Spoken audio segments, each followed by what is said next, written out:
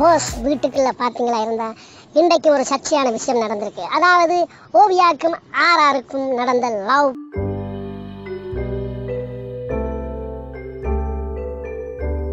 அதாவது பாத்தீங்களா இருந்தா ஓவியா வந்து ஆர்ஆர்கிட்ட ஒரு கேள்வி என்ன கேட்டா, அதாவது எப்படி என்ன நீங்க யாரையாவது லவ் பண்றீங்களான்னு.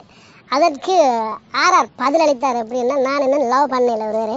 ஓவியா வந்து உடனே ஆர்ஆர்கிட்ட கேட்டார், ஏன் நீங்க என்ன லவ் பண்ணலன்னு, நீங்க ஒரு அழகான ஆம்பளை ஏன் என்ன லவ் பண்ணல மாதிரி ஒரு கேள்வியை கேட்டெடுத்து அவர் அதுக்கு பதிலளிச்சார், தனக்கு டைம் இல்லைன்னு. இதற்கு பாத்தீங்களா இருந்தா ஓவியா உடனே பதிலளிச்சா, இப்போ உங்களுக்கு டைம் இருக்குத்தானே, எனக்கு டைம் இருக்கு, வாங்க ரெண்டு பேரும் லவ் பண்ணலாம்ன்ற மாதிரி ஒரு ப்ரொபோசல் செய்தா. உடனே அதை கேட்ட உடனே ஆர்ஆர் பக்கத்து உடனே ஜம் அடிச்சு கீழே குதிச்சு தண்டார் அடிக்க துவங்கிட்டார்.